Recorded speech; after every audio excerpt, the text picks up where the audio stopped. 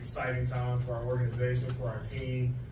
We're really excited about adding these two young men, CJ and Will. Houston, we got a Mm-hmm. pick. Mm-hmm.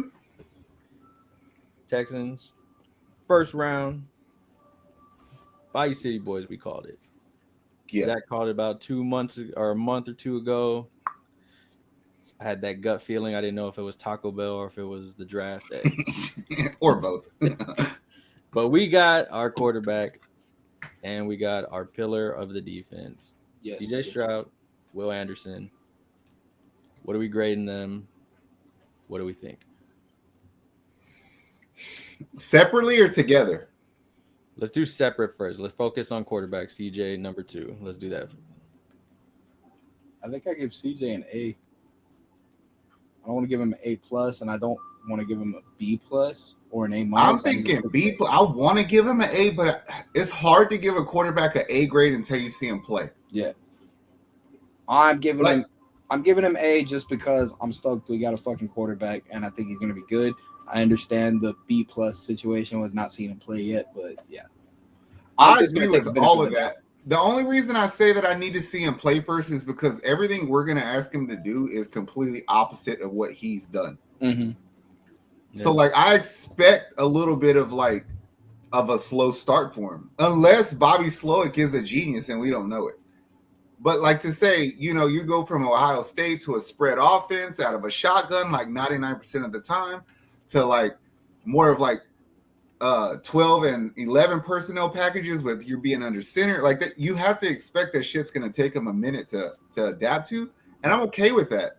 But name value, what I perceive you to be, the way you make me feel when you talk, like you're fucking the most personable quarterback we've ever had. Yeah. Like he's infectious. Like even if he fucking sucks, he's better than listening to Watson. Yeah. Like, you know what I'm saying? Hearing him in the news conference, just cracking jokes, making the whole room laugh. And if you can make reporters laugh, you know you're doing something right. But it's just the way he carries himself. And for me, like I give it an A only because of like those intangibles that he adds on and off the field for me. Because we needed the quarterback. We know everybody was thinking Bryce won, so we needed to go CJ. But looking at like the way he carried himself, the emotions he had, him saying, I woke up and I knew I was going to be a Texan type of thing. Like, he says everything right. That, he has a family behind him that really supports him in his culture of everything else. And the size he has, man, like the size, he looks like I forgot who said it, but they said it best. They go, you think Brock Purdy did good on the 49ers? This is Brock Purdy on steroids. That's what I feel. Like, just going back to his personality, the one thing that I haven't heard anybody say, and I just can't forget seeing it, is when they announced his pick, he got super emotional. Like, he engaged with his people, and he took that walk by himself. Mm-hmm. And somewhere between the time he hugged that last fat white dude to the time that he got to that mirror and put the hat on, something was said to himself in his head, because he looked in the mirror, checked the fuck back in, got on stage, and got super hyped. So he has like a way of compartmentalizing shit. It's like, I don't let the bad shit stop me from the next step. Like, that's leadership to me. You know what I'm saying? Yeah. I seen that. I don't know if anybody else noticed it, but it was like you went from like fucking sad, I'm about to kill myself, to like, okay, time to go to work, to like, let's fucking do it. And it all happened in 10 seconds. Mm-hmm. He was like he was bummed that he didn't go first, I guess. And then he like, no, I think he knew he wasn't. But also, like, it doesn't matter if people tell you you're going to go to or not until you hear your name. Yeah. Like that's a flood of emotion, because all the work was worth it up to this point. And it might have been like he was saying. He said he woke up and knew he was going to become a Texan, and if that didn't happen, that was going to probably crush him a little bit. And then he found out he was a Texan, got super emotional about it, which is understandable, and then got on stage and was just hyped. Yeah, he spoke about it in the press conference a bit. He goes, I just was so flooded with emotions hearing my name and knowing all that hard work got me to this point to where now it all begins. And I really like that, because he knows like this is a new chapter, and I'm about to go to work for a team that picked me at number 2, because when they talked about it, they were like, we had to get our quarterback. Yeah. So they got him, and then they were like, now we went on to work on Will. So that kind of has to That make was me feel super hilarious when he said he looked back at the screen and he seen pick number 3 and it still said Texans. And they were like, he's like, that's a mistake. And he's like, a fan told him, it's like, no, we traded for 3. And he was like, oh shit, they're about to get Will. And I was like, he knew what they were, but that leaves an impression on that player. Like, we're here to win. Mhm. So for the longest, as long as he's a Texan, his first impression will be like, at all costs, we'll do whatever the fuck it takes to win. And I love it, man. I don't know how anybody could be upset. I get people saying we gave up a lot of shit for a trade, which we'll talk about with Will Anderson, but they're fucking dumb. If you're not happy after yesterday, I don't know what will make you happy. Yeah, I mean, Bryce went first. You can't do nothing about that. Yeah. You went CJ. I mean, it was clearly 1-2. There was no board that had Will or Anthony over those two at all. Like, let's just be honest. So you got the guy, and from what they said is, I mean, his character, his leadership, they really loved it. That Georgia game was icing on the cake and everything. And I mean, we'll see what happens with Slovak's system of it. I guess we can go to the Will one. Trade back in to the third with Arizona. Do we give up too much? What do you grade it? I give it an A because I'm that certain that you, at the very least, you're going to be a really good pro with the potential to maybe be the best. Yeah, I think it's solid. I don't even think it was giving up too much. I think it was giving up exactly what you needed just to get there. I know once Arizona traded later and got to like the 6th or whatever, everybody was like, oh, they didn't even need to give up that much. We fucked everything up. But I still don't think it was that much. But I mean, that's kind of like everybody's opinion on what too much is. But to me, it's like, it doesn't fucking matter because Nick Caserio said with his own fucking 2 lips, it's not about the pick. It's about the player. Like, because like the way I see it, a draft pick is no more than a fucking scratch off. There's a 50-50 chance that this player is going to do good. So if I can spend 2 50-50s for a 100% good pro, I'm going to fucking do it every day. And that's what he did. You know what I'm saying? Because we were begging to do it to go to 1. So it's like, okay, we didn't get Bryce. We wanted him. Fuck it.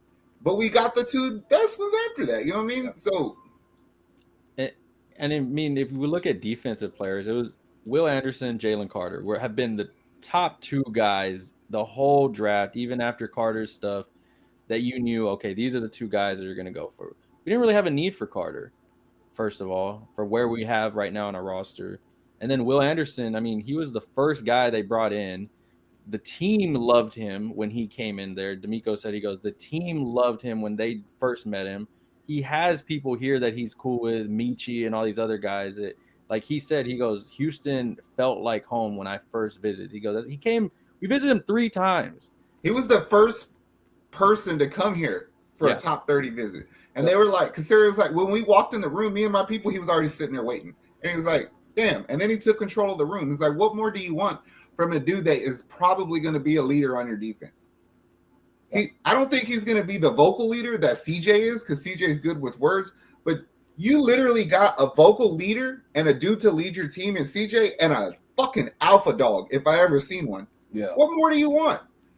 And the biggest critique, I mean, for me, I give it an A also. I don't think that giving up your pick next year is going to matter much because you're getting 2 top 5 picks anyway.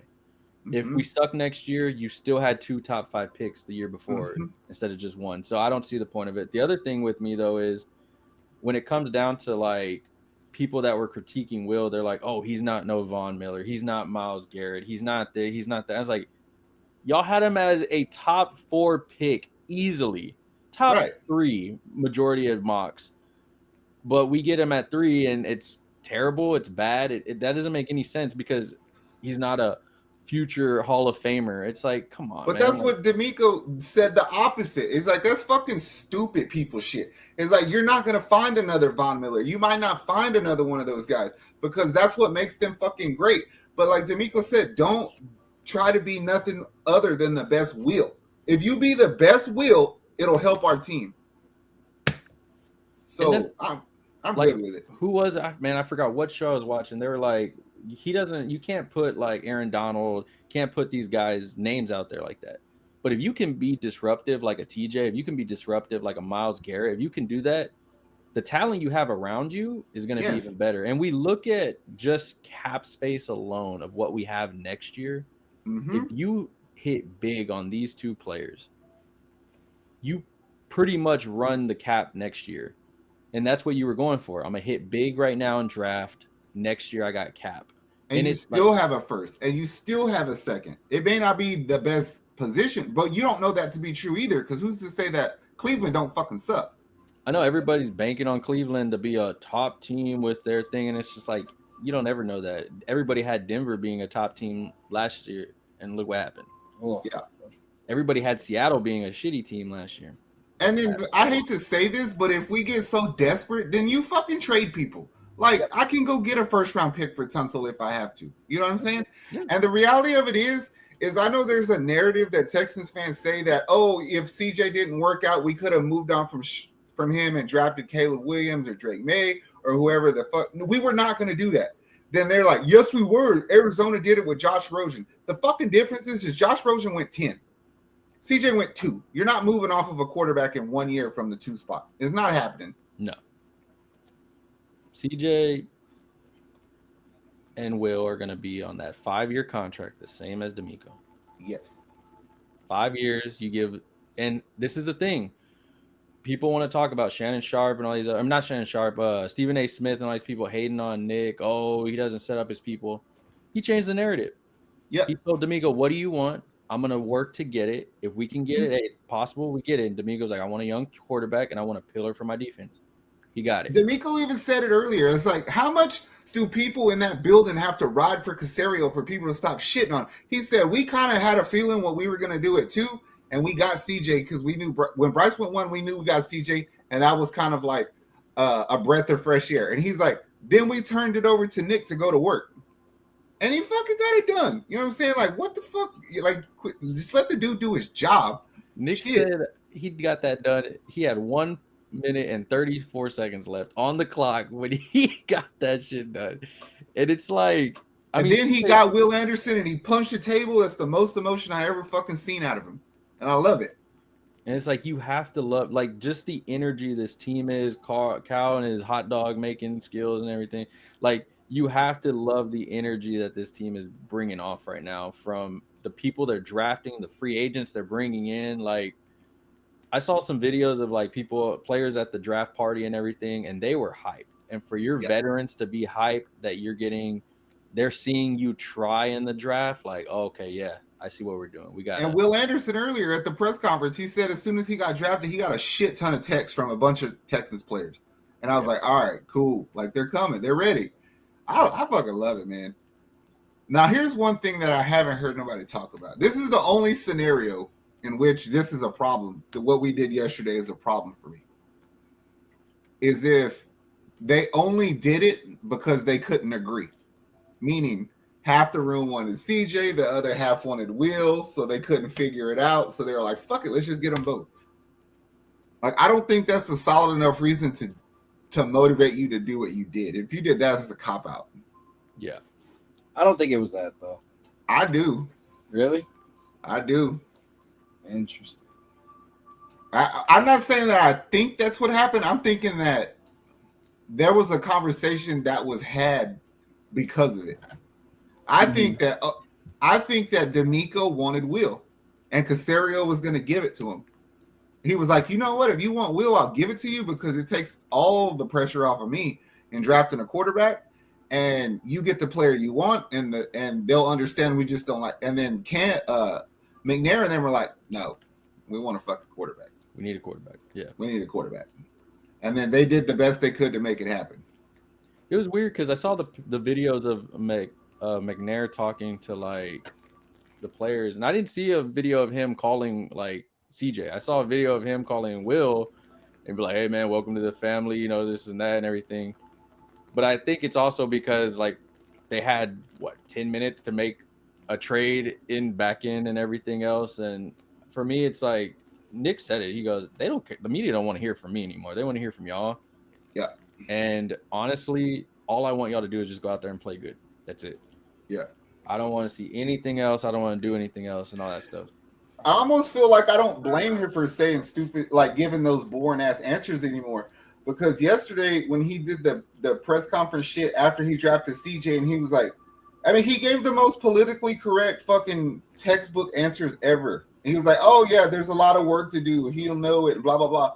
And then our dumbass people interpret that shit meaning like he don't have faith in him or he don't know if he can do this. It's like that's not what he meant. What the fuck did you want him to say? That he was going to come out there and fuck the league up? No, he's not going to do that. And he's not going to come out there and outright say he's not ready. He's just saying the God honest truth. Like he needs to learn how to continue to be a pro quarterback. Yeah, and I mean that's for any of the ones, especially the top three that got picked. And it looks like just in our division, Anthony Richardson, of course, on the Colts, and it sounds like Will Levis is going to be getting a trade up soon from the Titans to go and get him. So we might have 4 young quarterbacks in ours. And I mean, you get CJ to compete against them, and then you get Will to go after them. So I mean, I kind of like it. I think that as the teams stand right now, I might put the Houston Texans as the second best team in the division. I was about to ask that. Where I could go with that. I mean, I think that the Colts are the worst team, to be honest with you. Yeah. I think there's still the potential for the Titans to be better than us, but they did lose a lot. They cut a lot of players that they were overpaying. Mm-hmm. So I'd have to see how good their defense is, and you still don't have a receiver. You still don't have nobody to throw them the ball. So, I mean, even if you get Will Levis, who's he throwing to? Like you just said, like it's like you cut a bunch of people from your O-line also. So it's like, yeah. And another unspoken thing goes is like I know it's not exactly apples for apples, but you know, Michi, God bless him, got cleared to play. So it feels like a free pick. Yep. Mm-hmm. And I think that's the thing. We look at what was picked last year. Mm-hmm. And a lot of people praise the picks. I mean, we still talk about Green, of course, and there's still the Sauce argument and all that stuff. But they weren't bad. Like some teams did terrible. Yep. Their picks aren't even playing. Their picks just sucked and all that stuff. And then you look at this one and what they did, and you're like, okay. I mean, the Titans drafted Malik Willis, and they straight up said, we lost faith in him. We need another quarterback. A waste of a pick. Literally a waste. Yeah. It's that's what I'm saying. Like, Michi coming in, you basically had 3 first-rounders right now. And it made it easier to decide not to draft in Njigba or Jordan. You know what I'm saying? Because it's like, oh, I got this receiver coming in. Of course, it's an old pick, but he could be just as good, you know, because if Michi was in this draft, where would he stand? He'd be a top 2 or 3 receiver. Yeah. And that's the thing now. And he's already been around the team. He knows everything already. Now he gets a young quarterback to work with. Man, I'm hyped. I'm gonna be even more honest. As of this recording, we're about 45 minutes away from round 2 starting. I want to see you be super aggressive today. Like you have no second round picks, but you have 2 third-round picks. If you have to trade some of that shit and get another 3rd-round pick, you know what I mean? Like if we don't draft nothing tomorrow, I'm cool with that. I have a feeling they're going to trade today. They're going to trade back in some places. And you kind of got that feeling with a lot of people did their press conferences, of course, early because the draft starts. But like the way Nick did it after the picks, he was like, I don't think we're going to be making any more picks as of today. Yeah. He goes, we'll see about tomorrow. And it's just like for him to keep saying these things, it's like he already has these picks and trades already in there. Well, like, I mean, just by what's standing on the board before the round 2 and what we have, like I foresee us moving up to get a tight end. I foresee us moving up to get a center. I wouldn't be surprised if we move up and get another pass rusher. You know what I mean? Yep. And I'm good with it.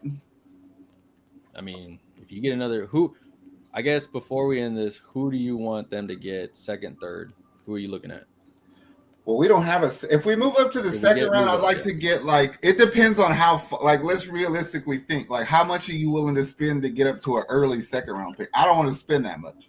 No, if I could get to mid to late second round, I'll take a Darnell Washington from Georgia, big ass tight end. You know what I'm saying? Yeah. If we go early in the 3rd round, like Luke Whippler, center, give CJ his college center. Ooh, that would be nice. That'd be tight. And he did talk about his Buckeyes family. He really loves them. I mean, Will got family. Could you get any more? Could you put him in any more of a position to succeed than to give him the center he's been playing with for 2 years already? That would be amazing. A dude who actually is underrated in my opinion because he fucking gave him and Jalen Carter went at it in that bowl game. And Carter didn't. He had some pressure, but he had no sacks. And I was like, but Jalen Carter ain't no punk. No, Jalen Carter, dog. He looks like an Ndamukong Suh, kind of. That's good in my short hair. Oh, man. Well, you got anything else to add, boys? I'm just glad, bro. We got the right. They seem like good people, good football players. They're godly men. That's all they kept talking about. And I don't worry about them off the field. I really don't. Yeah. Nah. I think it's going to be good either way. I mean, Will said it. He goes, I have family at every game that they'll critique me in text messages. So when I go check my phone, they're like, hey, quit doing this shit. Quit doing that Run shit. faster. I love that shit. He goes, it pushes me. And then CJ has the same thing. It's like these two guys, you want faces of your franchise. These are them right there. Yeah. If I got anything out of that press conference, even if you told me that the team told them to say those words, there's one thing that I know stands as the truth is those two want to be here. Like they both want to be Texans, and that's more than we could say for our last quarterbacks. Yeah, it's very true. All right, Davis Mills, it's good having you here, bro. See you at Whataburger one day working there. Ouch. Well, Houston, let us know what you think. Wait, Zach, are you the president of the CJ Stroud fan club now? No. Well, you know, I'm a defensive guy, bro. Like, Yeah. I actually looked online for jerseys today, and I found them at the Texan shop. And the only reason I didn't buy one is because they don't have his number on it yet. They were going to give you number 1, and I was like, I don't want number 1. Yeah. So I think I'm the president of the Will Anderson fan club because I think there's a lot of pressure on him to do good. Yeah. He has a lot more pressure right now from all national media compared to CJ. Yeah. But I can be the president of the CJ fan. Like, ain't nobody going to talk shit, and I ain't going to sit back and listen to it. If you say something about him, I'm going to say something back. Like, CJ, we got your back, dog. Straight up. Yeah. Y'all heard it here. If you want to find a place to hoop, if you want to find a place to eat, if you want chicken, oxtail, tacos, whatever the fuck you want, just holler and we'll take you there, bro. You want a haircut? What's up? Yeah, haircut. Well, I get you twist too, bro. I know all kind of whatever you need. You need some coffee? We got. I mean, he's gonna have fun though, because on his offseason, he's gonna be working out, watching some Astros games. The city's gonna love him both. So they're gonna be good. Houston, let us know what you graded it. Let us know what you think. What are we gonna do? Second, third round. Much love, Houston. We love you. Welcome. We'll keep doing some more Texans news for you. But on that note, we out, guys. Peace. How much I'm working for this? I swear my dreams are too important.